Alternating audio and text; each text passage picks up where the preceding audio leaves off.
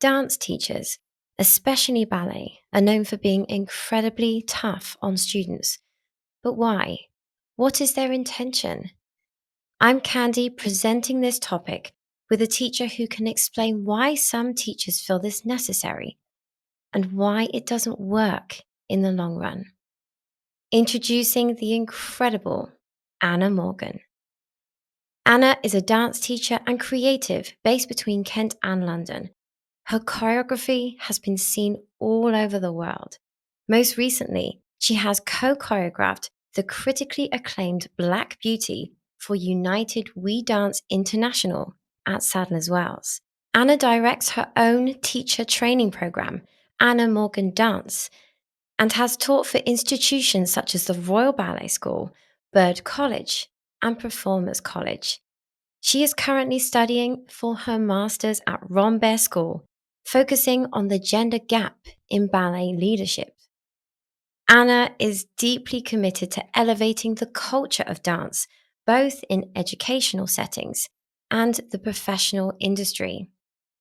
It was a very, very impactful conversation. Let's go.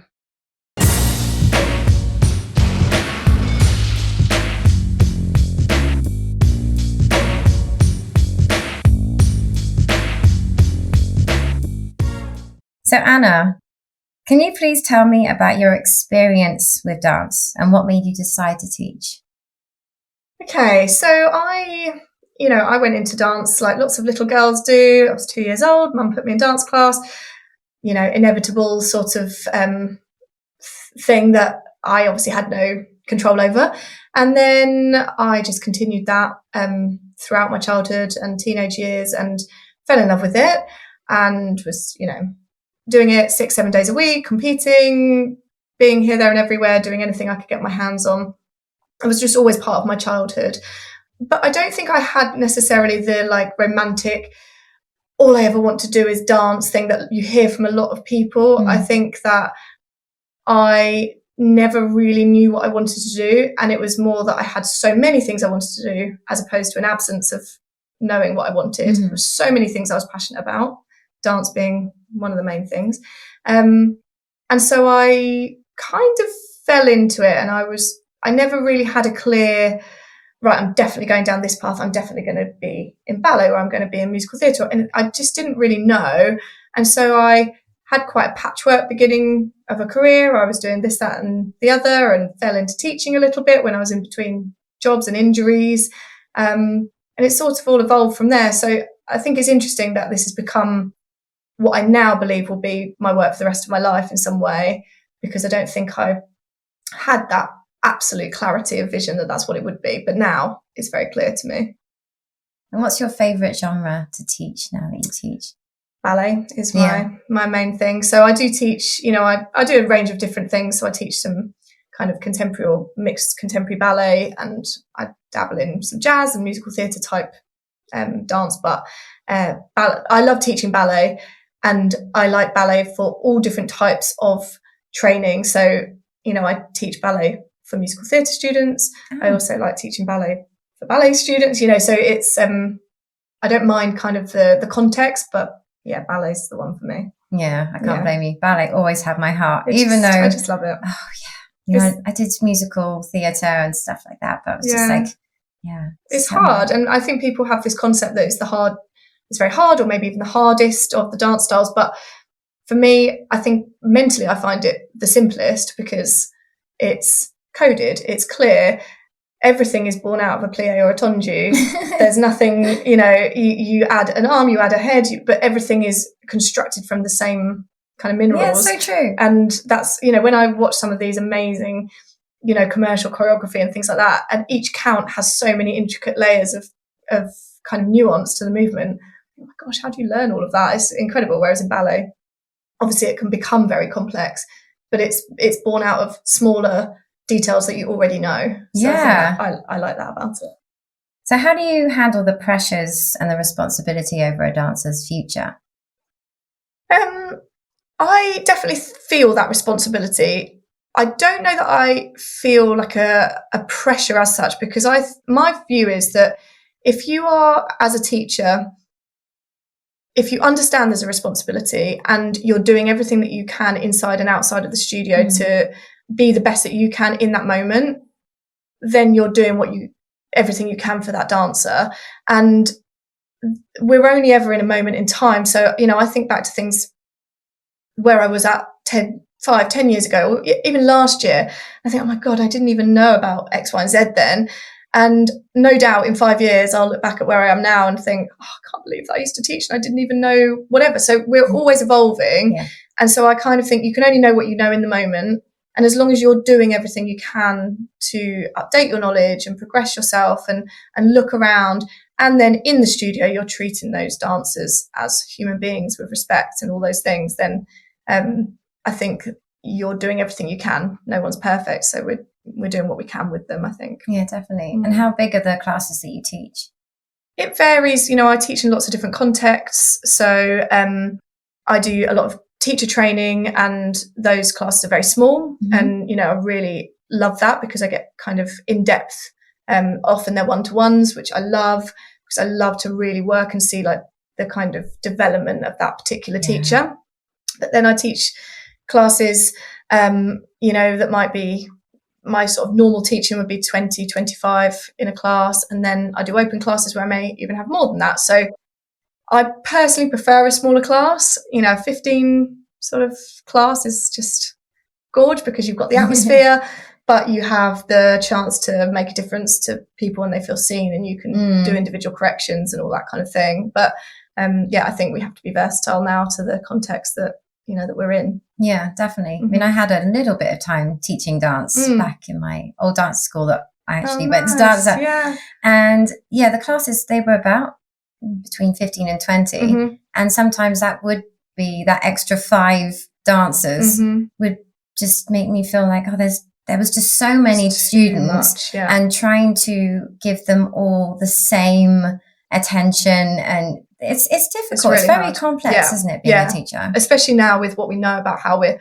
really need to cater to everyone's different learning styles and all that kind of thing, and take into account their wider lives. That becomes more difficult the more people that you have in the class. So, there's always a balance to be found, I think. Yeah. Do you get a sense from the students if they're sort of struggling in that way, that you're like, okay, I need to give this dance student just a little bit more attention?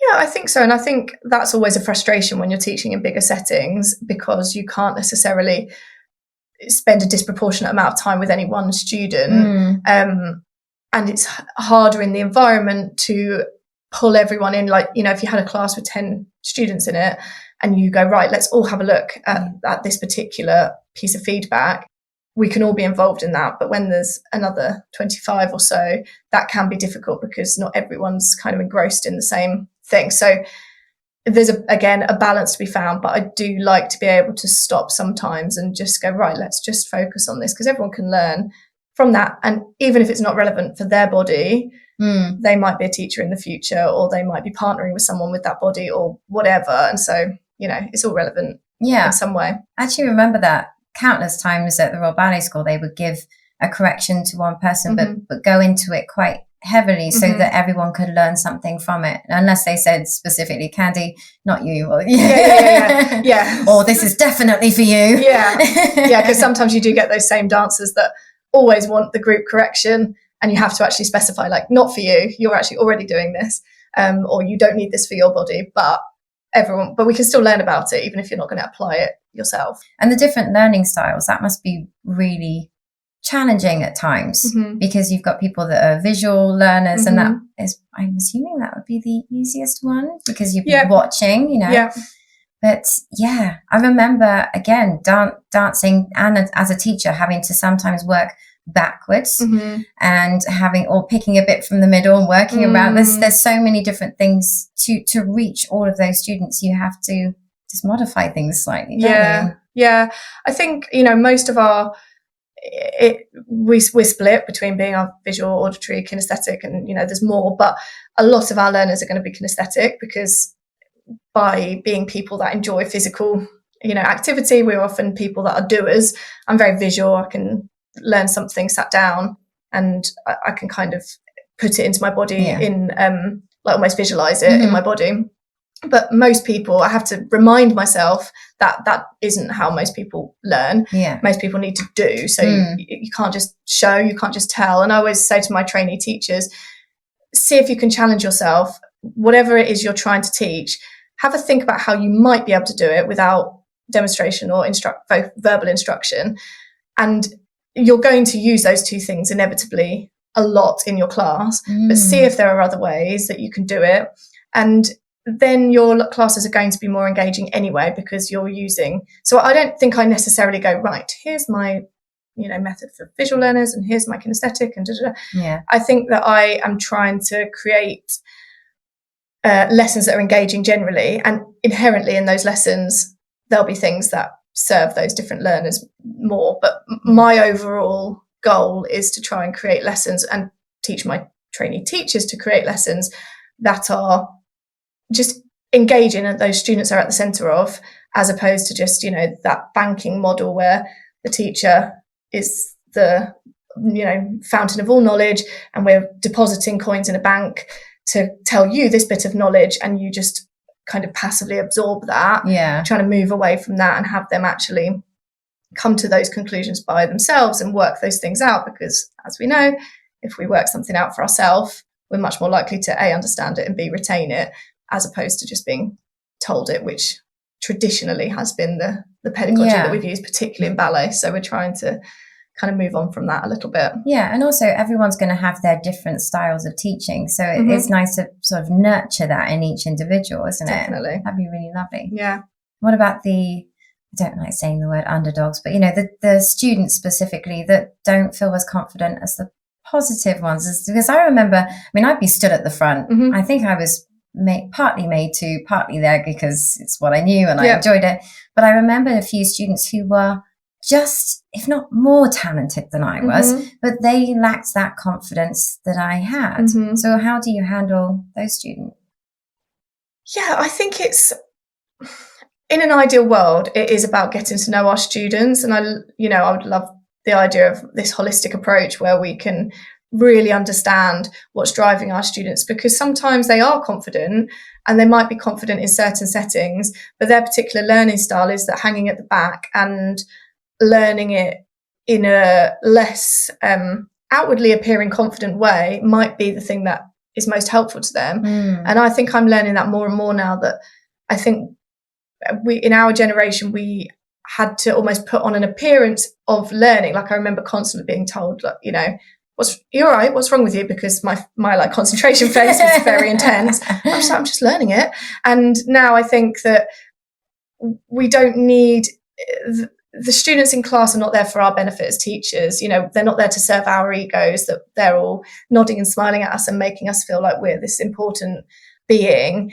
That's not what we're here for. We're here to actually help them facilitate their learning. So if someone needed to be at the back and that's actually helping them, fine. And it's working out that, is it a case of lack of confidence and that I actually do need to empower you and bring you forwards? Or is it a case that you actually genuinely learn better in that setting? So I think that's where we've got to look a bit further around it. It can't just be like a black and white. Oh my God. That's so fascinating. And if any of those people at the back of the class are listening to my show, I would be curious to know, because absolutely. We had to swap lines and they would be quite anxious coming to the front, but maybe potentially because they were more comfortable learning from a distance, and maybe they needed to see not just the teacher demonstrating, but how the other dancers in front were moving, so that they could maybe pinch little ideas or styles. Like there's something to that. I never thought about. Yeah, it might be their method. And I like you, I loved being in the front. I was probably that dancer that they had to say, like, come on, let's rotate lines now and get to the back. And I just loved it. And I loved the challenge of not having anyone to copy and all of those things. But for some dancers, they say you've got a visual learner, they might need, like you say, those rows in front of them before it becomes their go. And actually that is a strategy that's valid, because, what I'm trying to always empower out of the dancers is, it doesn't matter. We're all trying to arrive at the same place. Now, someone might just get there so easily and someone else might have to get there in a much more difficult way. And that could be a cognitive thing. It could be a physical thing, whatever. But however we have to get there, it doesn't matter. What is all valid. So if you do need a little bit longer, you're learning a strategy that you can then take. If you do go into the industry, you can then take that, okay, I have to do this, or I need to record it, or I need to take notes, or whatever the thing is for you and your style. The most important thing is empowering the dancers to have the freedom to experiment so they know what they do best. Yeah. I mean, is this an Anna thing, or is this a teacher thing? Because I would consider you quite a rare teacher in that you are so involved with the teachers personally and looking at things from a different perspective. I mean, but my experience was, I'm getting on just a little bit. And so it was, if you're at the back, well, you kind of forgotten. Yes. Yeah. So, but yeah, I don't know if that is the case now. I mean, certainly in my dancing school, it actually was. And that was certainly the case, when I was training. And it was almost like, well, if you want to get something, then you get yourself up to the front, it's your fault kind of thing. I think it's always hard to know, isn't it? Because once you've got yourself into a certain mindset, you surround yourself with other people that think the same as you. So I feel like lots of people think like this now because the people that I'm engaging with do feel like this. And this is kind of at the forefront of what we're trying to progress to within dance education, ballet education in particular. So I feel like lots of people are on this, and it's not just a me thing, but has it filtered through? No, I don't think so. I don't think that your average, dance school maybe knows about this stuff and or wants to change, sees the need to change. And that's true of, I know, so much of what we're going to talk about. It's kind of, it's hard to gauge how filtered through these concepts are. Yeah. And I just think of everything that I sort of know is, that's the way we always did it and it worked, that old chestnut. Mm-hmm. But things do need to move on now. There's so much awareness, and I think that teachers need to evolve with that too and not be stuck in it's always been this way. Yeah, and I totally get it. And I think that comes from a place of probably fear, because it's like for us as parents, we know all of the millennial parents are parenting different to how we were parented as a general thing. There's a million reels and memes and things about it.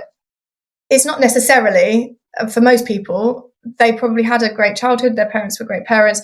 It's not like we blame our parents and they're terrible, anything like that. But we just know different now. So we're going to parent different.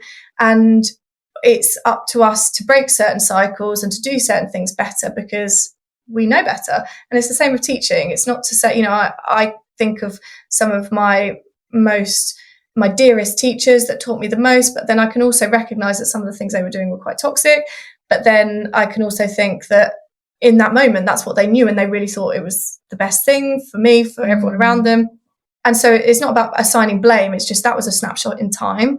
And this is what I can't necessarily get on board with, is that it was always fine for us, so we'll do it again. Because it's like, but was it? You have to really look and think, well, was it okay to be body shamed and to be this, that, and the other and all those things? You might say, well, I'm fine, but are you fine? You have to really think about the long-term implications. And maybe you are, but there's probably a lot of other people that aren't because of that approach. So I think we do have to we've got to break cycles somewhere. Absolutely. And that's our job, I think. Yes. I mean, going back to a school I went to, I remember fearing the teacher. And I think that that's what she wanted, was if you fear me, then I'm in control and you'll do what I say. 100%. But I used to make mistakes because of the fear. Yeah. And then I would get told off. I remember actually getting told off, Candi, you're not sweating. You're not working hard enough. Classic. Yeah. I was like, I don't sweat. I don't sweat. Yeah, absolutely. And I think, and that environment does allow certain people to thrive. And obviously that's been a tried and tested method within ballet is that environment of fear, of belittling, humiliation, all those things. And certain students respond well to that, although I always think there's a cost. And, I was one of those students. I responded very well. I was a raging perfectionist, responded very well when I had scary teachers, because I knew I couldn't handle the rejection of what I saw them doing to other students in the class. If the student hadn't listened and they were doing something wrong and then they were getting berated, I knew I didn't want that. Yeah. So what's the solution? Just do everything perfectly. And that's what I always aspired to do, was always always be one step ahead so that I'm always doing the thing that the teacher wanted. So actually it was very motivating to me, but there's a cost to that, to your mental health and to your autonomy and also to your motivation, because if you're only being motivated by this extrinsic, fear, do you actually love it? Do you actually want to do it yourself? You haven't built that ability. Well, what are you going to do when no one is shouting at you? What are you going to do when you're in a company and you have to actually do it for yourself? So even at best, when someone's responding relatively well to it, it's not a great teaching method. But at worst, like you said, so many, and I hear this from so many dancers, that they say, you're causing the mistakes you're berating me for, you're causing them because I'm so terrified that I'm doing silly things and I can't get my mindset in a space where I can actually work out what I need to work out to get it right, because all I'm doing is just alarm bells going, oh my god, get me out of here. You're just in fight or flight, basically. Absolutely. So you can't learn in that state. Yeah Actually, in the company there were moments where I did miss having someone not necessarily shout at me, but someone who was on your face. Yes, a lot, because in the company it is about you. But lucky, in the third year Royal Ballet, I won't mention names, but absolutely phenomenal teacher, and she had a real modern teacher approach to things, and I found that to be so powerful. I remember I had to walk on. I was like practicing for a solo, and I had to walk on, but I wasn't presenting to anyone. I was just walking on the stage. Just sort of, this bit didn't matter. The solo mattered. And she said to me, right, Candi, I need you to walk on the stage and go, good evening, everyone. And I was like, this is awful. But she was getting me to come out, and she taught me to do things for myself, to learn in a slightly new way that wasn't so everything is insular and your thoughts and your feelings, but to bring it out. And I loved that. Yeah, that's great. Yeah. And you think that's going back a few years? Yeah. Nearly 20 years now. Oh my goodness. Yeah. How do we all get here? I know. Time, slow down, please. Oh my gosh. You've spoken about your recent diagnosis with ADHD and a theory that dancers are drawn to ballet because of their ADHD and not in spite of it. Can you tell me more? Yeah, so there's a lot of research being done about this at the minute. So I think in the coming years, anything that I'm theorizing will hopefully have some evidence to kind of back it up. But I think we probably all accept that neurodivergence does lend itself to certain activities and maybe then certain jobs such as the arts, because if you are a person who, like, think of that child, I know because my eldest son is very much like this. He feels everything deeply. You think of that child that you're saying, oh my gosh, they're so dramatic and they get emotionally dysregulated. Maybe they're having a meltdown, and people in the past would be saying like, oh, bring it out, get that child on stage, for goodness sake. That was always the kind of thing. You have a dramatic child, you put them on stage, and maybe didn't realize that there might be a reason why that child is being dramatic. And it's quite interesting because I actually didn't. So I've literally, this has been in the last sort of few months, this year, that I've been diagnosed with ADHD, and it's like I've had fuzzy glasses on my whole life, and now everything in my life has become clear. All of my experiences, the way my brain works, it's been pretty revolutionary for me. Wow. In a very positive way for me. I feel like it really, it's really kind of enhanced my quality of life and my ability to do everything, which is fantastic. But I've learned so much about it that I honestly didn't know, particularly ADHD, which is actually quite scary because I've been trained in all of these things, of course, for my job. I've done plenty of training and neurodivergence, and what I didn't understand about ADHD was that there's such a emotional and like an emotional and social contingent to it. I thought that was exclusive to autism. So I thought if you had ASD, of course, there's social and emotional facets that go with that. But I thought with ADHD, it was what it says on the tin: attention deficit hyperactivity. So I felt like, well, I don't have those. I'm not, I haven't got an attention deficit. Well, what I've learned now is that I do. but only for things I'm not interested in, which is absolutely the case for ADHD. It's not necessarily an attention deficit, it's an attention overload. So you can't start the things that you're not interested in, but you can't stop the things that you are interested in. So you get in these like hyper-focused states where you're obsessed with something. Well, that works well for us in our industry because we have to have these, creative ideas and then get obsessed with them and go all in on them. And the hyperactivity thing, particularly in women, doesn't necessarily have to be this vision of this like 8-year-old boy bouncing off the walls in a classroom. It can be that. And that was what it was always researched on. It was only ever researched on male children, really. But for women in particular, the hyperactivity can be in our brains. So it's that like constant state of overwhelm, this hyper-driven need to do things all the time. And then there's this whole social component and emotional component where you're more kind of sensitive to rejection. You feel your feelings more deeply. You might hear a piece of music. Like I've always felt like when I hear a piece of music and someone else, particularly outside of the world that we're in, hears that same piece of music, they like it. And I'm encompassed by, it's totally engrossed into me. It's in my fibre of my being. I'm totally moved by it.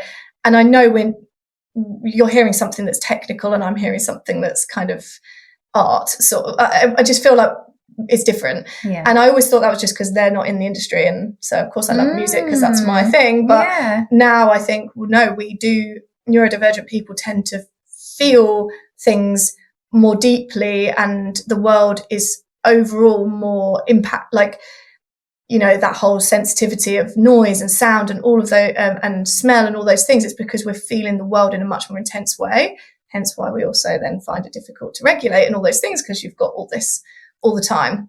So all that to be said, I think it makes sense that when you are someone that feels deeply, that has that very creative brain that gets hyper-focused, it makes sense that something like dance, the arts, would be somewhere you would go. What surprised me was the link to ballet, because there does seem to be a link to ballet specifically, that there's a big crossover between a lot of now professional ballet dancers or teachers getting diagnosed with ADHD. And that's been really fascinating for me, because one of the reasons I never even considered that I might have ADHD is because I love order. And for me, I always, again, associated that with an ASD trait, that if you love order, it's more consistent with ASD than ADHD. However, they actually coincide, and also those two conditions are very comorbid with each other a lot of the time. But I know that I like things orderly. I like a spreadsheet. I like a clean house. I can't function if everything isn't in the right place in my house. And I like ballet, which is the most coded, orderly thing. Everything is done the correct way. So, and in my mind, ADHD prefers a chaotic environment. And what I've now learned is, yes, some ADHD people do have, they do have messy houses and things like that. They may not enjoy that, but that might be where they're at. But others, like me, need all of that order because our brains are all the time. And so if my house is then disorderly, I can't cope. So we cling to these things that are very orderly, such as ballet, where I know exactly what I'm supposed to be doing at any given time. There's also, of course, that massive sensory input. As a child, you're getting to spin and jump and all of those things, which a neurodivergent person needs, that sensory input. And then I think there's a massive component about masking with ballet. So masking, I now realise, is something that I've always done. And when you're masking just in general life, it's particularly common in women and girls, you're doing a lot of work for it. You're really strategically analysing this particular group of people and their tone of voice and their use of eye contact and the way they speak and all these things. And then you're mimicking it because you know that you don't necessarily, I think you become, certainly, this is my experience, like aware quite early on that you don't find things fun that other people find things fun, and vice versa. So you might be in situations where everyone appears to be having a great time and you're thinking, this is not that fun for me. But so I'm going to mimic, like everyone else is having fun, I'll mimic having fun. So you have to do all of that work. In ballet, you don't have to do any of that work because the mask is created for you. You're told what to wear. you're told how to speak or not, you know, what to wear. Like, I found such comfort in, I don't need to think what to wear. Leo tights, joggers, hair in a bun, done. Like, it's so easy. And even now, sometimes I find myself, for non-dance things, hair goes in a bun or a French pleat, and you think, no, Anna, remember, you're a normal person. You know, you don't have to be a bunhead at all times, but it's like a uniform that you almost wear. And your persona, you know, that sort of bunhead persona, like, it's made for you. Everyone's telling you exactly what to do. And when that stops you from having to work it out for yourself, it's quite a comfort. So I think all of those things combined do inadvertently, I never had any awareness of this, of course, make something like ballet quite an attractive prospect. And now I'm like inundated by people that have been late diagnosed, as I was, that are professional ballet dancers or teachers, who are like, oh my God, same for me, you know. And there's quite a community of us online. And as I say, there's now studies being done to see if that link is, you know, more than a coincidence. But yeah, it's been a fascinating process, and has unlocked a lot in my teaching as well, because I feel like I get, you know, those kinds of students, and often there's no coincidence. You're often drawn, if you're neurodivergent, you're drawn to neurodivergent brains. And so often the students that, you know, were like, oh, you're the only one that understands me, those kind of students, I'm now like, oh, that's why I understand you. But I was always drawn to those kind of people that other people sometimes couldn't get on board with, and was, oh, they're lazy or they're unfocused or whatever. I quite often found that I, you know, got on well with those students and had a good rapport with them. And now I think, oh, maybe that's why like attracts like. It's so true. It's so true. And you've taken me on I think I just went through my whole entire life going. You looked like you were there.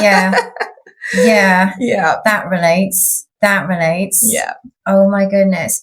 I absolutely remember mimicking the fun that other people were having, but like, I'm not really feeling it. And like I've said on so many shows that I like raves, but I honestly think it's because what I get from the music is a different level to maybe some people. They hear a track and go, that's a great track. Whereas I'm slightly consumed by 100%. It and all the tiny little factors that go into a track. I'm in my idea of heaven, you know, but maybe there's something to that. But with music and classical music and how emotional I used to feel, I used to be like, it's because I love ballet, but there could be just something more. And I am hyper focused. I mean, you know, if you think I decided I want to make a podcast, and then by like a couple of months later, I was just like, bang, she's in. And I did not stop, and I will not stop. Yeah, you know, absolutely. Once you just set your mind to something, and you know, and even talking to you, like, knowing you've got big goals and big dreams, and I think that's a very common trait for us as well, that you know, it's always got to be more. There's always got to be a reason for something as well. Like, you have to have a purpose. You know, I quite often through my life have seen people doing great jobs, and wondered how they just go through life with like a normal job. You know, I need my job and my career to have a very clear purpose that makes me feel like it's purpose driven. Otherwise, I feel like I'm lost. And I think that I struggled with that for a long time, because I was just teaching and I felt like there's got to be more, or like one day I'm going to give it up and get a normal job. And actually then when I started moving more into the realms of advocacy within ballet and trying to build more equity in the world of ballet, like now it's like, oh, click, cool, that's that's my thing. And now I feel comfortable with it. But it's interesting, you know, saying about the music, I've had a lot of instances where I've connected with somebody for whatever reason and later found out that they're also neurodivergent. And so now I'm just inundated with all these people. And the fact that so many people in my life, your life, probably are on the spectrum.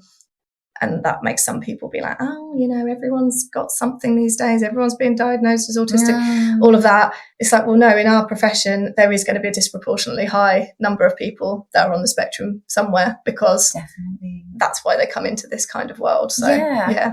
Just quickly, while I have your attention, if you can please make sure you subscribe, as it really, really does help to boost the show. Thank you all so much. All right, let's get back to it. I remember at school, I didn't fit in. And there were people who may have been on the spectrum, and they were quite badly behaved, some of them. So they were getting the attention for quite a negative way. And I think I was left, she's the good girl, but she's not that interested 100%. in school. Yeah. All my energy went in ballet. Yeah. So they were like, oh, there's this girl who's just in a bit of a dream world. And I've kind of held on to that for some time. Even now, been like, well, I was in a bit of a dream world, but now I just seem to think more clearly. I'm always present. And I'm like, because you're doing what you should be doing. Maybe because I'm doing what I should be doing. Then there were even times when I was dancing on stage and there was this frosted glass. It wasn't always there, not when I was at school, but, later on in the company, where it just, I guess it wasn't doing it for me. And that's where the stage fright came from, is that I was getting overwhelmed by the fact that I was in a place that didn't suit my needs anymore. Yeah. Oh, yeah. That's a hard reality to face. It's huge. And I think that thing that you just said, and it's predominantly boys, and they obviously do need to continue to have the help that they've been getting and so much more, of course. But when that neurodivergence manifests itself in sort of behaviours that don't fit education, so naughty behaviours or disruptive, whatever, they're getting that attention and help. And that's why girls are so often missed, because it's often internal for girls, and so they're not necessarily disrupting or causing problems. And so it's like, well, I have this whole thing now about who is neurodivergence a problem for. If you're, for example, considering medication for a child, for example, it's like, okay, but are you doing that so that child's more palatable to the people around them? Because if so, we can't be doing that. No. Or are you doing that because that's actually going to make that child's life a better experience in their own mind? Great, fine. But they're two different things. So we have to really think about who we're trying to make this better for. Yes. I remember, I don't know if you've seen Desperate Housewives. Of course. Yeah. I just thought of that scene where Lynette was trying to give her children the medication for ADHD. Oh, gosh. And they were being so cute and so cheeky, and she just went, no. Yeah, not doing it. Oh, it's just going to and then chills. You just go, but it was almost like she was doing it because it was like, oh my God, I've got to calm these children down. But then it was like, no, this isn't good for them. Yeah. That's such a nice moment. Yeah, so true. And, for many children, that is the right route for them. I just think we've got to make sure that, we're not doing it to appease them, to the adults in their lives, so that they fit better into the mainstream education and all those kind of things. It's got to be that's actually better for that child. And then that continues for adults as well. Like, are we just a pain to other people, or is medication actually going to help our quality of life? In which case, consider it. So yeah, definitely. Yeah.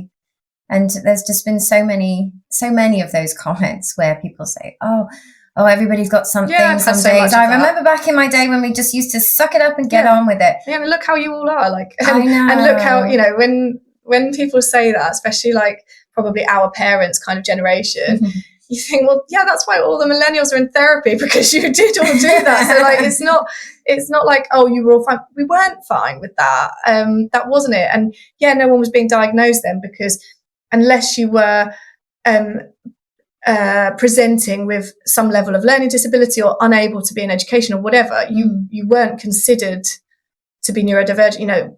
I would never have been picked up in a million years, and you wouldn't expect that. People say, oh God, I would have never have known. It's like, well, you wouldn't, because it was 30 years ago. So it's not, that's the reason. It's not because all of a sudden there's an influx of cases. They've always been there. You've always been surrounded by neurodivergent people.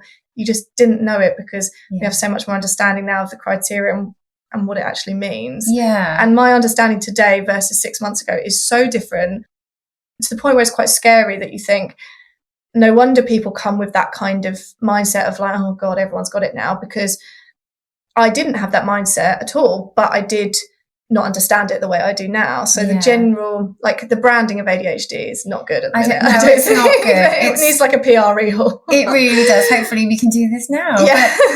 Yeah. But even when I see posts about, creating awareness for it, I'm like, that's not enough, because what's happening to the people who are being diagnosed, it's profound. The awareness, the changes, the acceptance as well, and what I can do with that. Now I know about this superpower, and it is a superpower that people have. And I think it's that real balance between, I do personally feel very positive about it since I found out, but because it makes sense for so many things that I've been searching for answers for years, so it's like this huge relief weight off my shoulders. And the same for my husband, who now understands so much more about me and me as a mother. Like, it's been huge. But I do get it that for some people it doesn't feel like a superpower. It can be very, very debilitating, and there are areas of my life where it's debilitating. Not in work. In work it's almost only an advantage. And the disadvantages I've learned before I knew I had it. I've learned so many workarounds to make sure I'm on time, and all those things that I struggle with. I just only thought, because people would say, and I would consider myself anxious when it comes to time. I always like to be in control. I don't like everything to be messy, and I'm just going, oh my gosh, the time blindness thing. That was something I never knew about until getting into all of this. The time blindness. I have no concept of time, and I have to work so hard. And like my husband, who's neurotypical, he's ex-military, like he despairs at me. He's just like, come on. But he now knows, and we've worked, before even the diagnosis, we know, like he knows he has to lie to me about what time we need to be somewhere and things like that. But I just don't have a concept, and I always think, oh yeah, I need to leave in 5 minutes. I can do 12 tasks before I leave, and then all of a sudden the time's gone, and now I'm late, and now I'm stressed, and I'm overwhelmed, and all these things. And it's just there's obviously, this is something there is a lot of research into, but the crux, if there was one thing about that I've learned about ADHD, ADHD specifically, is that it's an executive functioning issue, to the point where some of the experts are saying that that's what it should be named as, like executive functioning disorder instead, because that's the thing. Your executive functioning controls your task management, your task sequencing, your understanding of time, your emotional regulation. All those things come under that executive functioning. For a lot of people, it doesn't feel like a superpower. It can be extremely debilitating being neurodivergent, and in many areas of my life it is debilitating. And I'm lucky, I suppose, that in many work settings it's kind of the positive sides of it show up more than the negative. But in general life, I struggle with lots of things like time blindness and things like that, which I've worked workarounds with for work, but for at home that's quite difficult. And it's something I never knew about, that you have basically no concept of time. That's where something like I would have felt shame for those things before, where I'm always late to everything, and I'm always making poor decisions around time. Whereas now I think, oh, that's part of this. It's not like it's given me an excuse. It now makes me feel more empowered that it's the right thing to do to put strategies in place. So I think that's where it's quite positive rather than negative. Yeah. I mean, I know someone very close to me who, is, not a dancer, but becomes very fixated on things and can spend a lot of time, let's just say, researching to find the perfect kettle. Feel that. Yeah. But always late, just cannot keep things tidy and gets quite overwhelmed. But maybe that's because it hasn't been addressed in perhaps the right way. Yeah. Because they've not found their thing that they really, really, really want to do with their life. Yeah, absolutely. And I think that is the point where you feel really, you can feel really empowered by it, because you think if you can put the positive sides of it to the thing you're trying to achieve in the world, then you can harness it and harness the good parts of it and manage the difficult parts of it. That's the way I'm trying to look at it, because I think it's over romanticized potentially to think of it like, oh, I have a superpower, because I think, no, like I'm a disaster with some stuff.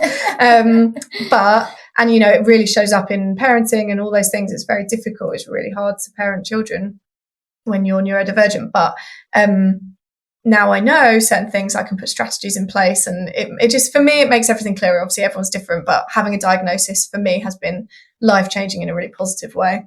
That's really good. That's really good. A lot of people can relate to a lot of traits that exist for people who are neurodivergent, and it's about whether how often do they happen and how severely do they happen? Because, I like things clean and tidy, but I don't have OCD. They're two different, that's a proper condition. That can be, again, debilitating. But just because I have certain traits that might align does not mean you have it. And so that's the same thing. So a lot of people will say, well, I like lists, so are you telling me I'm not? And it's like, no, it's not. You might recognize certain things that just are part of your personality, but when it's overwhelmingly, when I know when I did my screenings and everything for my diagnosis, I was off the charts, like every single thing. I pretty much bar, a couple of things. One of which was like, do you find it difficult to sit still and not get out of your seat in the theatre? I was like, well, no, because I love the theatre, but probably if I didn't love the theatre, I do find it hard to stay in my seat. But, other than that, pretty much every single thing, I tick that box. And so I think it's that if you're that person that's thinking like, an awful lot of this not only sounds familiar, but is quite extreme in my life, then maybe that person's on the spectrum somewhere. But who am I? I'm only talking from my own experience. Obviously, I'm not an expert on this at all, but yeah. But it's fascinating. And do you feel like it's improved because it's literally made everything in your life so far? It's like they're like aha moments. Absolutely. And it's obviously improved your mental health. Yeah, massively. Yeah, because I think as is so common, women in particular get misdiagnosed with anxiety and depression. And offered medication all the time, antidepressants, going on the pill, all those things. Yeah. And actually, I don't believe the things that I've struggled with, I don't believe are necessarily mental health things. Of course, I've struggled with mental health. Everyone has times when their mental health is better and worse. Yeah. But I don't believe I have a mental health condition. And I've really pushed for that. Like, I don't think that's what this is. There's something else going on. And now it's very clear, it's because I just have a brain that works slightly differently to, the general population. So happy days. Absolutely. But let's talk about mental health, specifically in dancers. Yes. So what do you think are the most important things to maintain as a dancer when it comes to mindset? I think comparison is huge, isn't it? And how do we get away from comparison? Because, of course, it's kind of inherent in everything we do. Yeah. Both with other people, but also even with ourselves. We're comparing ourselves in the mirror to what we saw yesterday so I think having, a healthier view on comparison. And I think our teachers really have to work, to enable that environment where you're not saying, look what Candy's doing. She can do it. Why can't you? All of that. And I really try and, in my classes, I really try and focus on this idea of we all have things that are natural to us and not natural to us. And none of us are the same in where our levels are. Like top trumps where you get certain scores for whatever is high but something else is low. It's like that. And I think then we can talk about our personal limitations or facility or whatever without putting a value on that. So it's not like, oh well, because that person's got the gorgeous feet, then they can, it's not that. We're not going to lord up this idea that there's this certain body that we want or whatever. So I think that side of it, the comparison. And then I just think, doing other things, which and I don't know if this was your experience, I was never encouraged to do anything else. In fact, I was actively discouraged from my ballet teachers. I remember I was doing athletics at school and things and told off for it, and that. And we used to gymnastics. I gave up gymnastics. And my family enjoyed skiing, and I would go on ski holidays with them, which I was very lucky to be able to do, and I still love skiing to this day. But I had to keep it a secret. I would never be able to, thank God there was no social media then, because your teachers would obviously, it's not allowed, and I just think, okay, yes, there's a risk of injury if I do a high jump or whatever, but there's also a massive risk to burnout and to your mental health being poor if all you do is dance and you have no life and environment outside of that. And you're also then only with dancers, which I think can be dangerous, because I don't know if this is the case with your husband, but my husband will quite often, he's outside of dance, and he'll quite often be like, that's not normal about a situation that I describe. And I'm like, oh, right, isn't it? You need to have that, those external influences to know what normal companies do and, normal schools do and all those kind of things, so that you can actually compare. So, I think having a life outside being committed, and you have got to be committed and resilient, of course, but having a life outside of dance and being a full person and developing yourself is important as well. I mean, there's so many things, but they're things that kind of come to the top of my head. It's just it's such an important topic, mental health, and I'm so glad that it gets spoken about more. Yeah, and I think that acceptance that we all, like I just said, you know, I don't personally identify as having a current or, you know, mental health issue, but despite not having something that's diagnosable, I have ups and downs in my mental health and have done forever, and have had, you know, I think we've all probably had a mental health issue at a certain time, whether it's a diagnosable, clear labelled one, or whether it's just we all, you know, I suppose in the past they would just say, well, life's full of ups and downs, but now we think of it as times where our mental health and wellness is better and times when it's worse. Yeah. And so I think, again, that older generation, you sometimes hear that kind of like, oh, well, everyone's got blinking mental health problems now, don't they? And you think, well, yeah, because we all have mental health, just like we all have physical health. Of course, yes. Of course, it's going to be good sometimes and not so good other times. And that's, you know, that's life. And so rather than seeing it as like an exception, it's, I come to expect it. I come to expect that if I go into a class with 25 adults in it, a good proportion of them are going to be dealing with something at that particular time. And even if someone isn't in that moment, they're probably having to do certain things to maintain good mental wellness.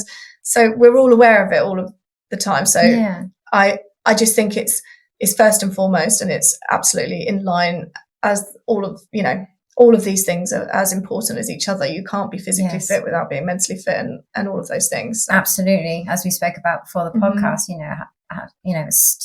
it's so important that you look after yourself. You know, what are your views on leaving problems outside the studio? You know, you come into studio and people go, you know, you're here to dance. Leave your shit outside the door. Deal with that later. Yeah, just curious to know what your views are on that. It's funny. I've had quite a few conversations about this recently when I'm training teachers, because they've asked me, "What is that okay to say or not?" And my view is, it depends on the delivery and the intention behind the delivery. But in a nutshell, probably no, I don't agree with it. I think there's something to be said about having a sanctuary for yourself. We've all been there where something is going on and you come in and you put your hand on the bar and you feel like, back home. Like, you know, I think there is something to be said for that. So if it's your choice to come in and leave your, you know, other outside life away and just focus on yourself, I think that's totally valid and great. I think that as teachers, we do need to encourage that people come into the class and create a mind-body connection, just from a safety perspective.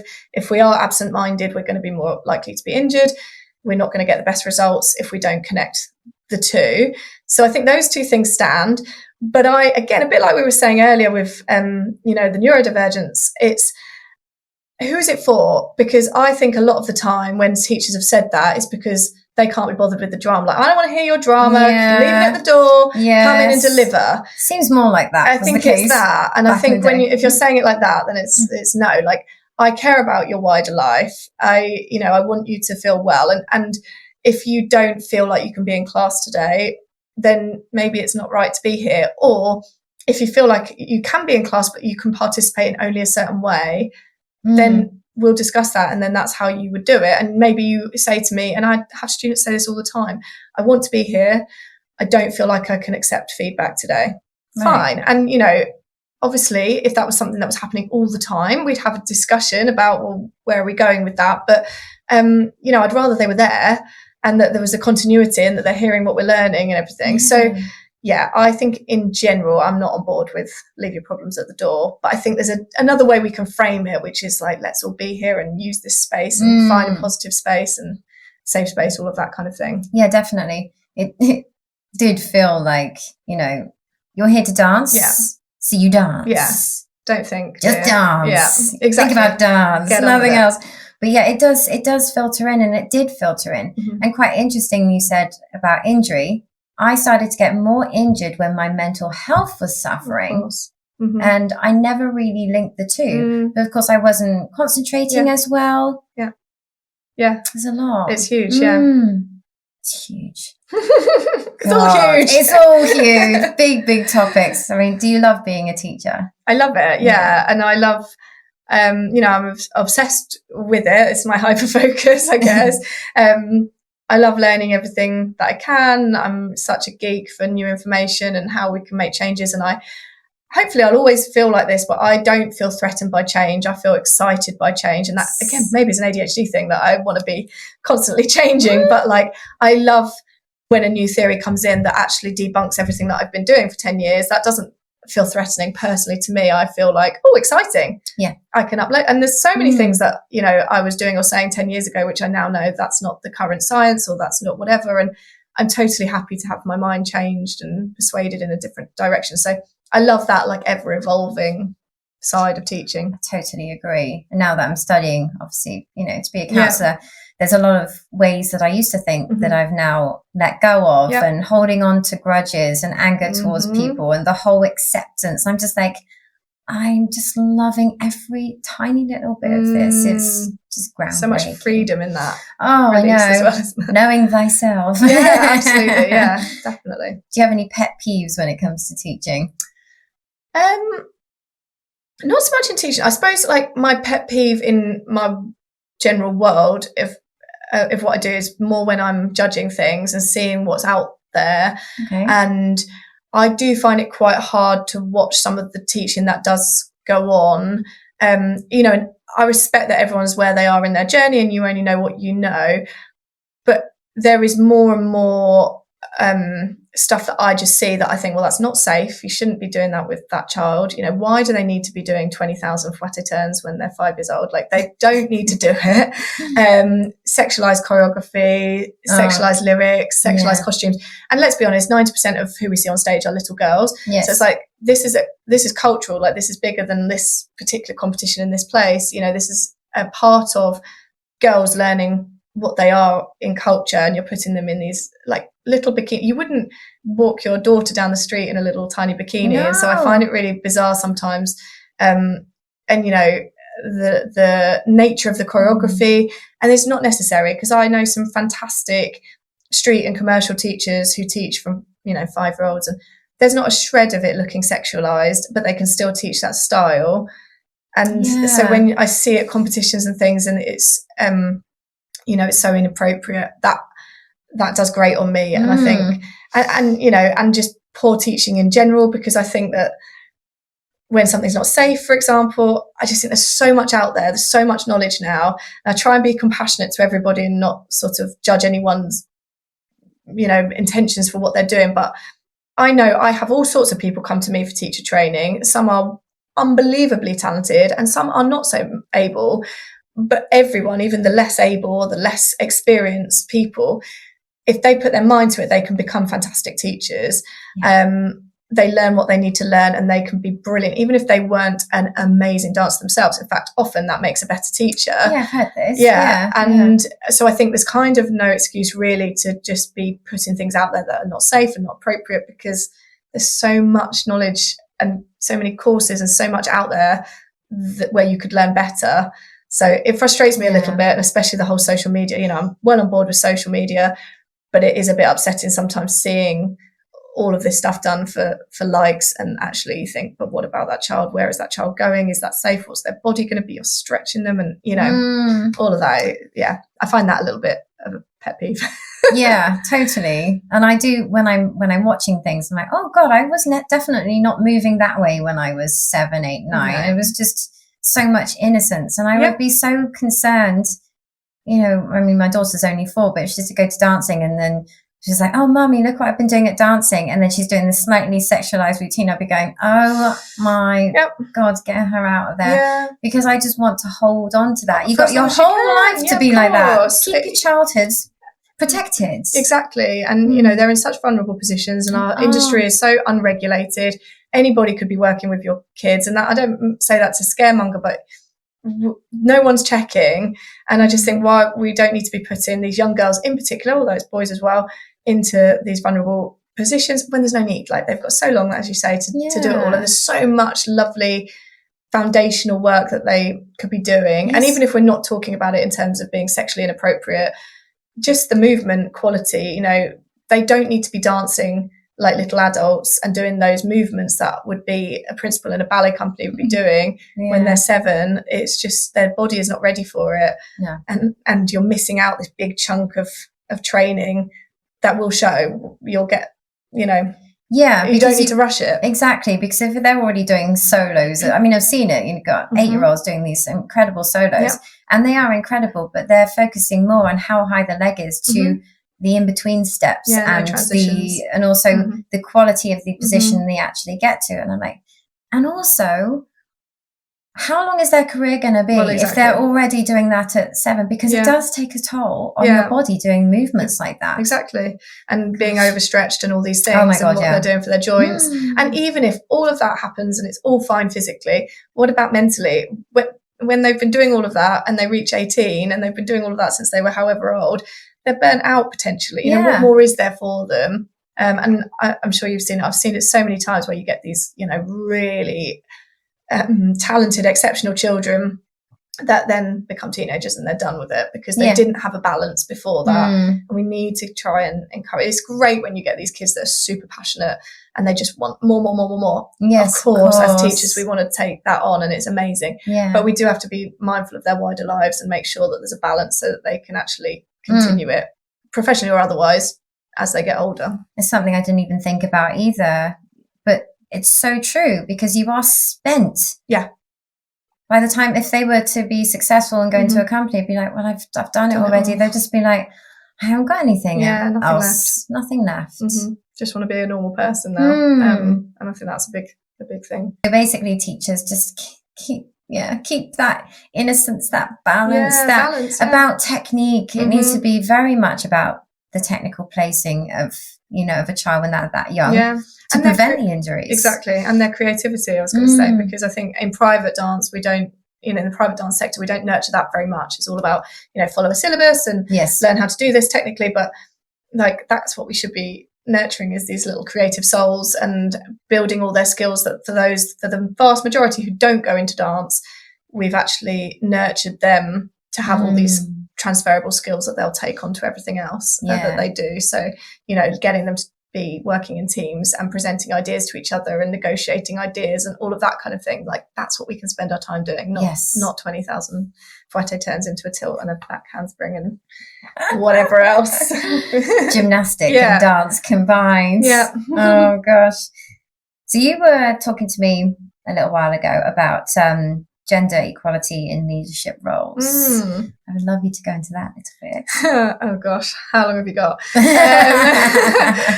So I'm doing my master's on this at the moment. I'm doing my MA at Rambert at the minute, and that's basically the topic. Is my eventual research, which will be towards the end of next year, will be in why is it that up to date, generally in ballet specifically, I'm looking at all of the leadership in terms of artistic direction and choreography has been men.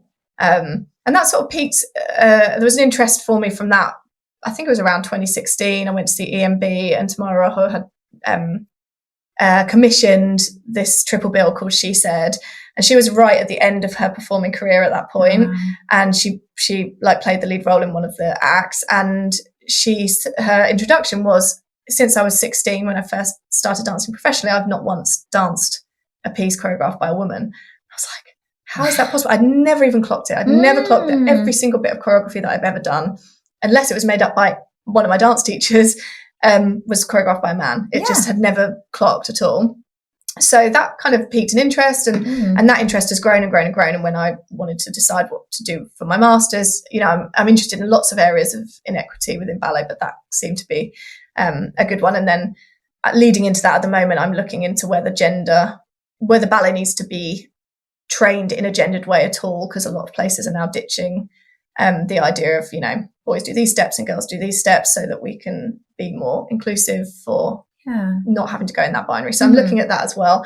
But eventually, what I'm hoping to do next year, as my research sort of culminates, is have a framework that schools could adopt, so that they not only embolden young girls and women to want to become choreographers, but also like address all of our biases, because we do have, it's all there. Even for someone like me who's heavily invested in this topic, and I'm a woman and all those things, I still find myself letting the boys get away with something that maybe the girls might not be able to, because you think, oh, they're just being cheeky. And then you think, well, hold on, no, like, we've got to look at the fact that girls and boys should be able to exhibit the same behaviour, and we need to see it in the same way.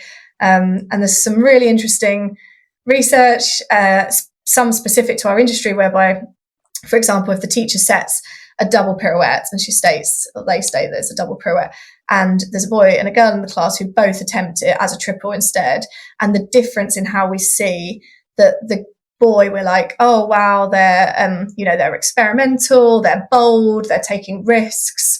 And the girl, it's more like, get back in your box. Why are you trying? I asked for a double. Yes. Why are you doing that kind of thing?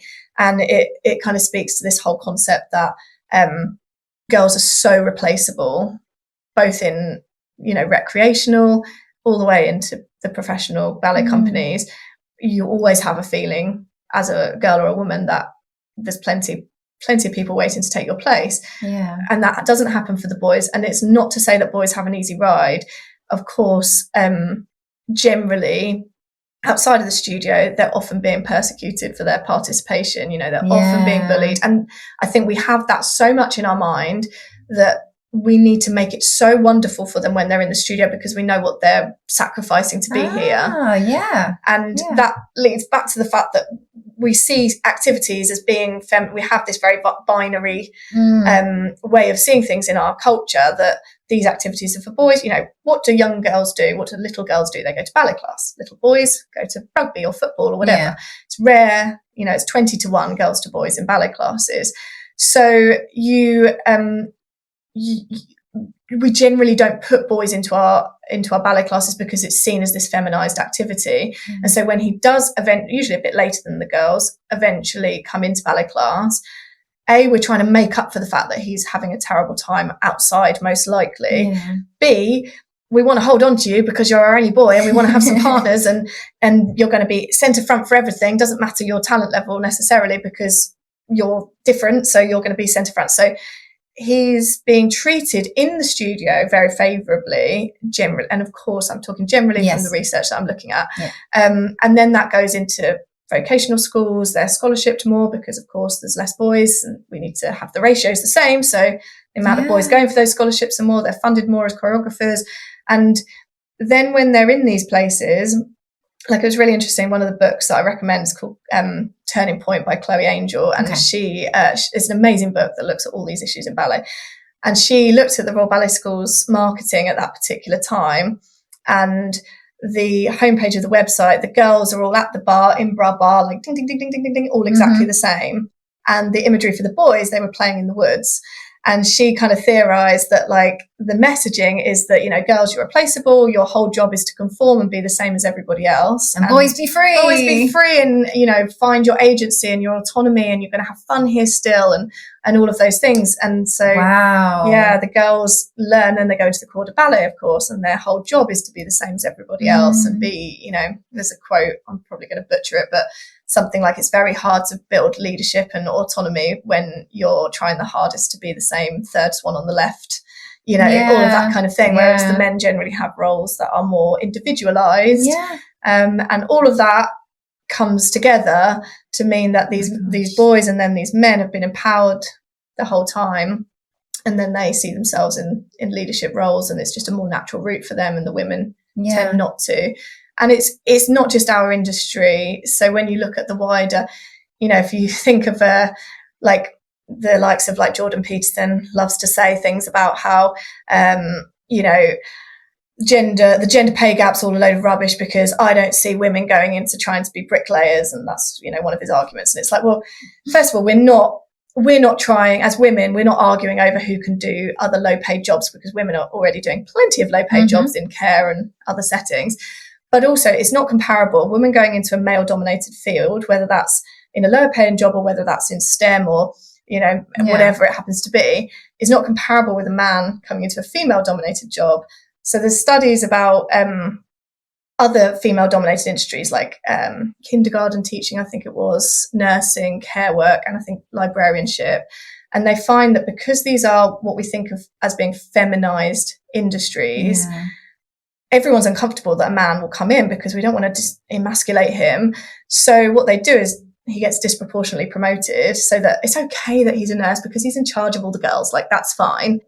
Whereas when a woman goes into a male-dominated industry, she's likely going to be harassed, sexually harassed, assaulted. Like, that's very, very prevalent. Yeah. So we're not talking about the same thing here. She's going to be disproportionately badly treated. He's going to be disproportionately well treated and promoted in his field. So yeah, those arguments from the Jordan Peterson and co are just absolute rubbish, really, because no good. And that's what's happening in ballet, is that we're almost uncomfortable with the fact that this boy and then man is in this very feminized industry that has all these connotations of that, oh, if you're a man, you're a gay, you're a gay man, and all this sort of thing, which for some people is still something they're so uncomfortable with. But if we make him a leader, we're all comfortable. And it's like, no, we can actually all have leadership qualities. And that's kind of what I'm looking into, not only what it is, but what can we actually do about it? What can we do about it? That's what I was going to say is, with all the knowledge, what can be done to make these changes? I mean, it'd probably take some time. And I wouldn't want it to be necessarily that, they would switch roles in terms of ballet choreography that already exists. But I think it would be really good if we all did the same jump routines, because actually the boys' jumps, I prefer them. So many dancers say that to me all the time. And, and this is never about, I think any time like a feminist talks about any of these things, she feels the need to be like, this is not about man bashing. It's not against men at all. Obviously, we all have wonderful men in our lives, and there's amazing men that we've worked with. And their work also deserves to be seen. It just can't be that one lens only. And I think, like if you look at something like the Barbie movie or whatever, it's so obvious when a woman has directed something, choreographed something, and we just want to start seeing things that are told through a woman's lens as well, like that the woman doesn't always have to die or kill herself just because the man falls out of love with her. Like, maybe there's another approach that she could take, and maybe as a woman we would tell that story better. And then that also encompasses gender non-conforming people. Let's see things through their lens as well. It doesn't just need to be this one little lens of usually a white man that we see it from. Definitely, we want to see it all. We want to see it all. It'd be really interesting to see choreography from a female. Absolutely. That would be really lovely. And there's some amazing female choreographers coming through, and their work is, you can see there's a different depth to it, and a nuance, because I think that's the thing when you think of male directed, you can tell that you're like, oh, you're watching a Netflix series and you're like, oh my gosh, this is being directed by a man, because just the way the women are presented, and they're usually quite one-dimensional, and often when a woman is telling a woman's story, that woman is much more nuanced, because we are multi-dimensional. We're not just like this character or this character, we're all a million things. We're complicated in a really beautiful way. Exactly. And we should be able to be that messy, complicated person and not have to fit into these, few little archetypes that we've been encouraged to previously. Definitely. In my opinion. So going back to the teaching, what do you love most about it? I mean, I suppose like the most wonderful thing is when I go to the theatre and see someone in the West End or in a ballet company that I've taught and meet them at stage door and give them a hug. Like, that's just amazing, of course. But also, people that haven't even gone into the profession. I've got ex-students that are all sorts of journalists and doctors and all sorts of things, and knowing that a little part of that has continued, or maybe they're still dancing at university even though they're not dancing professionally, that's really nice, I think. Or that they come and they say, I can walk into a room with confidence because of my dance classes, and I think that I'm very proud of that. I think that is amazing. It must be so lovely to see them, all that work that you've done together, and now they're performing, and it it's must be so wonderful. It's very special. Yes. God. So are there any changes that you're specifically going to make to dance teaching, whether it be in terms of teaching and their abilities or their relationships with their students, or something bigger? Just that I want everyone to have at the forefront of their mind that we want dance to be for everyone. I think most people agree with that. What they don't necessarily understand is they actively have to do something to make that happen. It can't just be, oh, I welcome everyone. We have to actively work to make that happen. Yeah. So I would say that putting that at the forefront of everything you do, thinking about your delivery, not only in person, but your marketing and all those things, does it really welcome every single type of person from all different backgrounds? That would probably be what I'm hoping for as a general thing. That would be amazing. It would take some time though, I can imagine. Yeah, there's a lot of work to do. Yeah. Where are you going to start with that? Are you allowed to share? Yeah, I mean, I suppose it's embedded in everything I'm doing. Obviously, my master's, that focuses on that. I'm also on the advisory board for the Tide movement, which is an amazing organisation trying to improve racial equality in dance.